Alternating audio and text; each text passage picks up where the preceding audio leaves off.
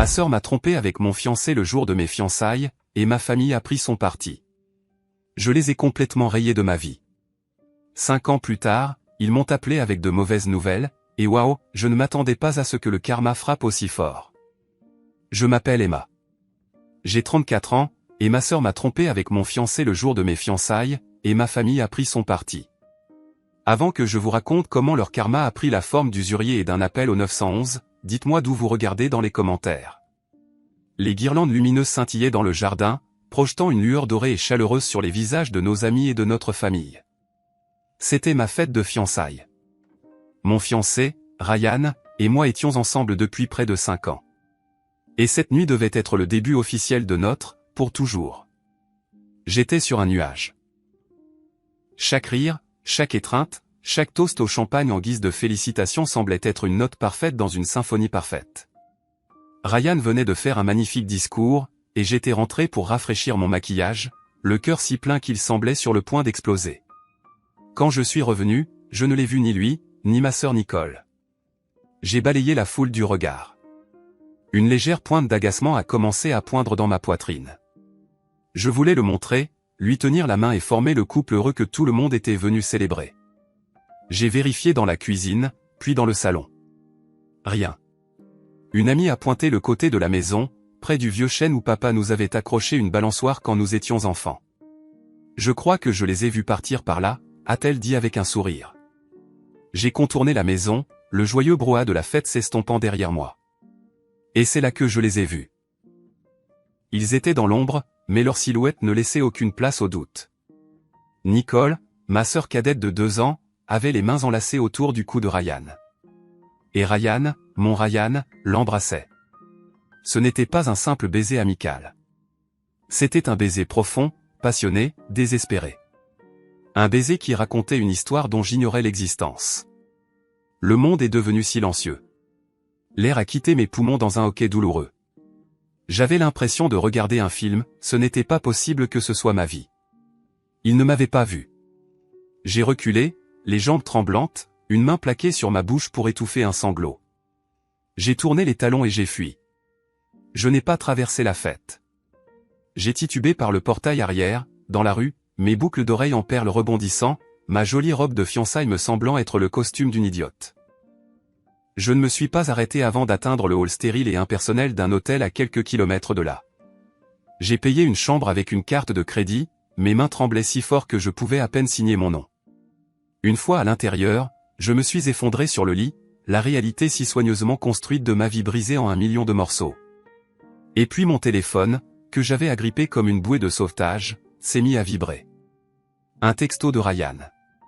Puis un de Nicole. Puis un autre de Ryan. Mon pouce a survolé l'écran. Est-ce que je voulais savoir? Avais-je le choix?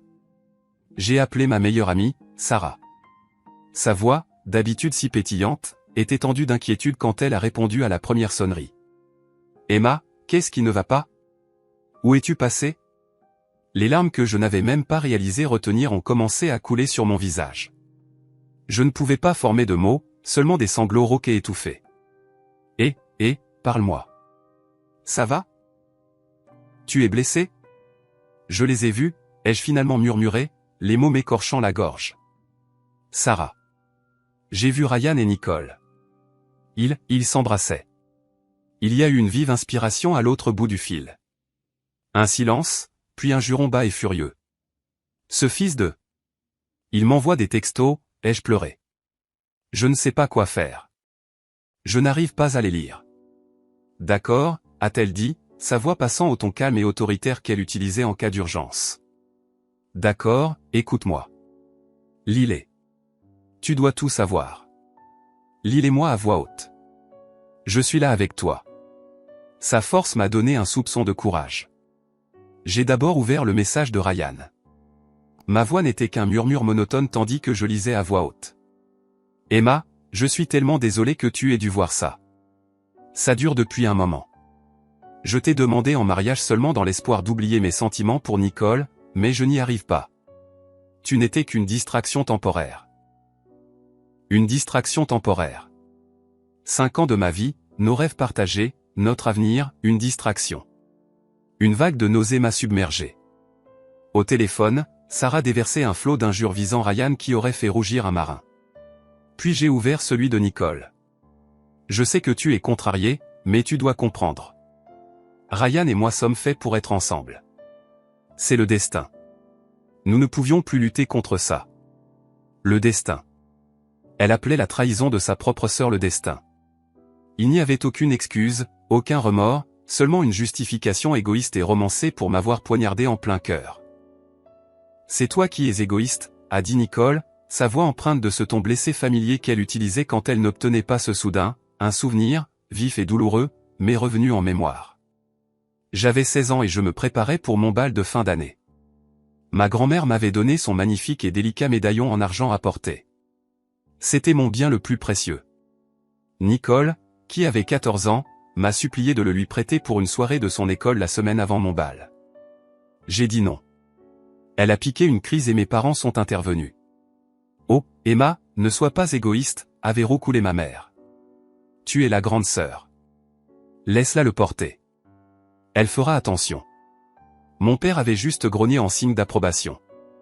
Ne fais pas d'histoire. J'ai cédé à contre-cœur. Bien sûr, elle l'a perdu. Quand j'ai pleuré, mes parents l'ont réconfortée, elle, en me disant, c'était juste un accident, ma chérie. Ne fais pas de peine à ta sœur. Mon chagrin était un inconvénient. Ses sentiments à elle étaient primordiaux.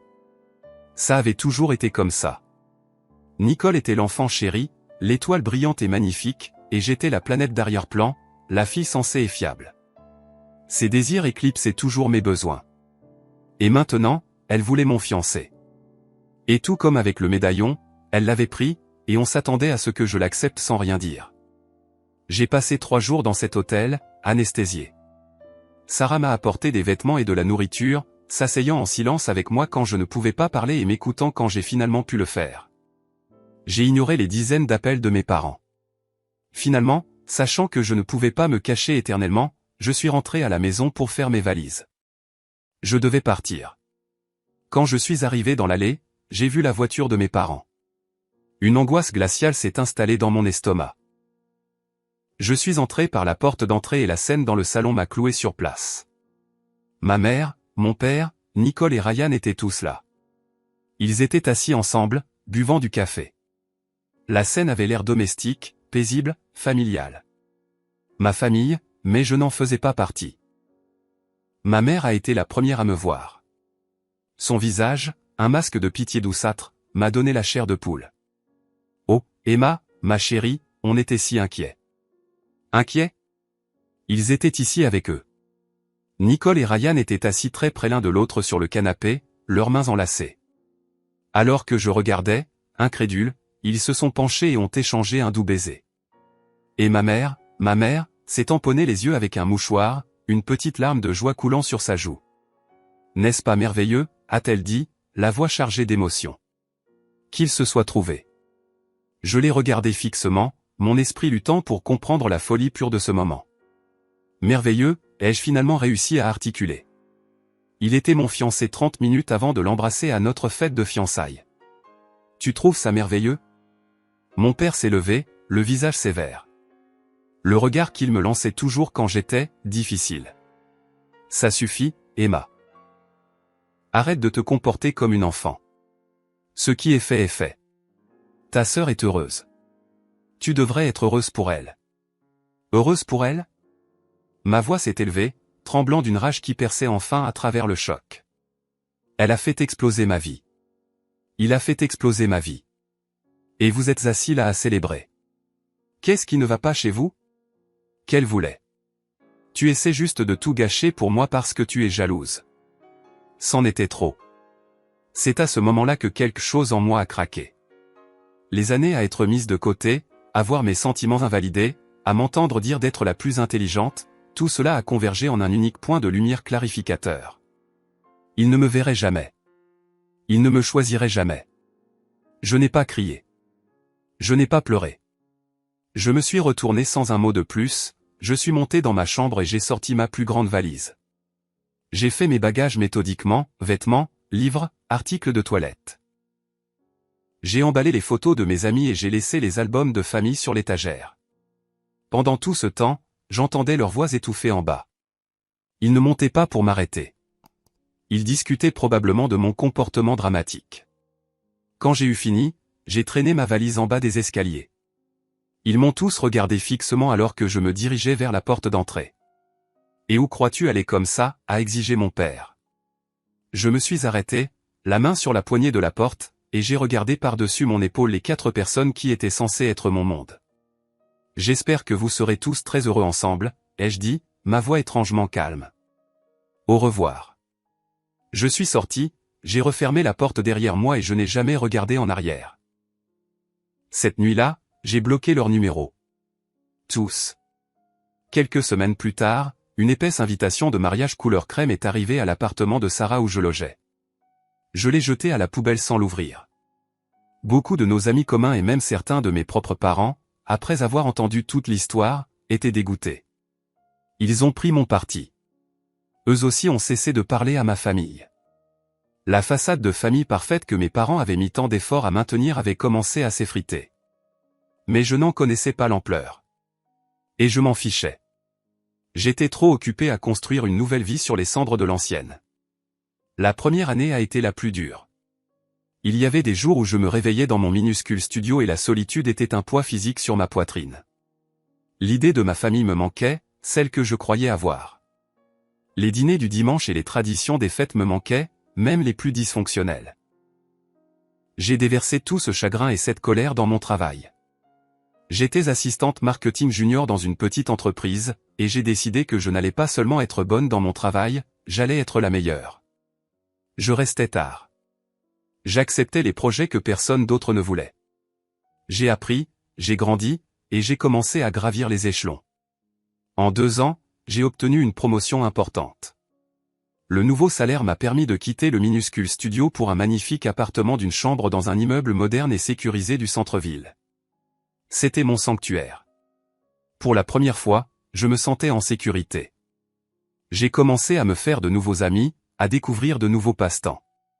Je construisais une vie qui m'appartenait entièrement, selon mes propres termes, libéré de l'ombre des attentes de ma famille et des besoins sans fin de Nicole. 5 ans ont passé. 5 ans de silence, 5 ans de paix. J'avais 34 ans, j'étais directrice marketing senior dans une plus grande entreprise, confiante et heureuse.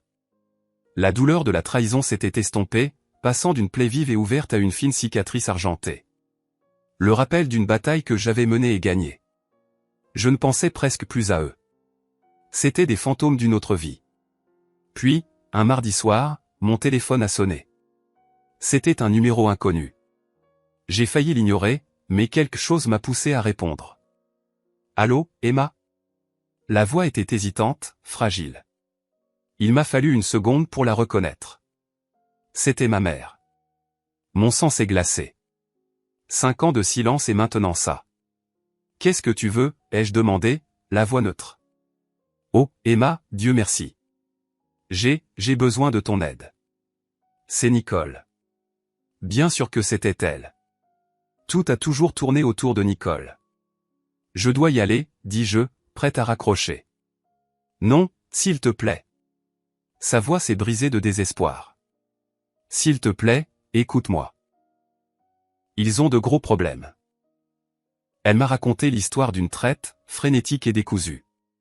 Après leur mariage, Ryan et Nicole avaient utilisé l'argent reçu en cadeau de mariage pour lancer une entreprise de conseil. Elle avait fait une faillite catastrophique. Ils avaient contracté des prêts personnels, maximisé leur carte de crédit, puis, dans un dernier acte de stupidité, avaient emprunté de l'argent à des usuriers. Maintenant, ils avaient 90 000 $ de dettes. Et les gens à qui ils devaient de l'argent n'étaient pas du genre indulgent. Ils les menaçaient. Tout le monde a contribué autant qu'il le pouvait, sanglota ma mère. Ton père et moi avons vidé nos économies. On a même pioché dans le fonds d'études qu'on avait mis de côté pour tes futurs enfants. On pensait, on espérait. Pourrais-tu aider? On a juste besoin que ces hommes leur lâchent la grappe. Je me tenais au milieu de mon magnifique et paisible salon, les lumières de la ville scintillant à l'extérieur de ma fenêtre, et j'ai failli rire. L'audace, le culot pur et simple. Après 5 ans de silence, la première fois qu'ils me contactent, c'est pour me demander, à moi, la fille qu'ils ont rejetée, de renflouer l'enfant chéri qui avait ruiné ma vie. Non, ai-je dit. Le mot était calme, mais solide comme de l'acier. Quoi, a-t-elle murmuré, comme si elle n'avait pas bien entendu. Non, ai-je répété, plus fort cette fois. La réponse est non. Nicole et Ryan ont fait leur choix il y a longtemps. Ils peuvent en assumer les conséquences. Mais c'est la famille, a-t-elle pleuré. Comment peux-tu être si cruel? C'est une question de vengeance, n'est-ce pas? Non, ce n'est pas une question de vengeance, dis-je, ma voix dangereusement calme. C'est une question de limite. Je ne vais pas m'immoler par le feu pour les garder au chaud. Ils ont perdu le droit de me demander quoi que ce soit il y a 5 ans, à ma fête de fiançailles. Au revoir. J'ai raccroché et j'ai immédiatement bloqué le numéro. Mes mains tremblaient, mais pas de peur. C'était l'adrénaline d'avoir enfin, définitivement, fermé cette porte. Je pensais que c'était la fin de l'histoire. J'avais tellement tort. 30 minutes plus tard, l'interphone de mon appartement a sonné stridemment. J'ai vérifié la vidéo sur l'interphone et mon cœur s'est arrêté. C'étaient eux, Nicole et Ryan, debout dans le hall lumineux de mon immeuble. Ils avaient l'air épouvantables. Ryan était décharné, ses yeux furetaient nerveusement. Nicole avait l'air hagard, ses vêtements de marque froissés, son visage pâle de désespoir. Elle a appuyé sur le bouton de mon appartement encore et encore. Je n'ai pas répondu. Je l'ai regardé se mettre à crier mon nom au concierge qui lui disait calmement qu'il ne pouvait pas la laisser monter sans ma permission. Puis j'ai vu quelque chose qui m'a noué l'estomac. Ryan a sorti un fin morceau de métal de sa poche, un crochet, et a commencé à tripoter la serrure de la porte principale. Le concierge s'est immédiatement avancé, lui disant d'arrêter, mais Ryan l'a juste bousculé. Ils essayaient d'entrer par effraction. Je me suis éloigné de l'interphone, mon esprit s'emballant. Cela dépassait le cadre d'un conflit familial. C'était un acte criminel. J'ai attrapé mon téléphone, mais avant que je puisse composer le 911, des coups frénétiques ont retenti à la porte de mon appartement. Ils avaient dû passer la réception et prendre l'ascenseur. « Emma, je sais que tu es là », a crié Nicole, sa voix étouffée par le bois épais. « Ouvre cette porte. Tu nous le dois. On est une famille. » La poignée de ma porte a commencé à s'agiter violemment. J'ai tâtonné pour trouver mon téléphone, mes doigts maladroits de panique. J'ai ouvert la porte juste d'une fente, mon téléphone levé pour enregistrer. « Éloignez-vous de mon appartement », ai-je dit, la voix tremblante. Dès qu'ils ont vu l'ouverture, ils ont poussé. La porte s'est ouverte en grand, me projetant en arrière. Ryan a vu le téléphone dans ma main et l'a fait voler d'une claque. Il a glissé sur le parquet. « Pas de téléphone », a-t-il grondé, les yeux fous. Nicole s'est avancée vers moi, son visage un masque tordu de rage et de sentiment de droit. « C'est de ta faute », a-t-elle hurlé. « Si tu nous avais juste donné l'argent, rien de tout ça ne serait arrivé. Tu dois nous aider. Tu me le dois. » Elle m'a poussé violemment et j'ai reculé en titubant, heurtant le mur. Elle m'a fourré un document froissé sous le nez. C'est une reconnaissance de dette. Signe.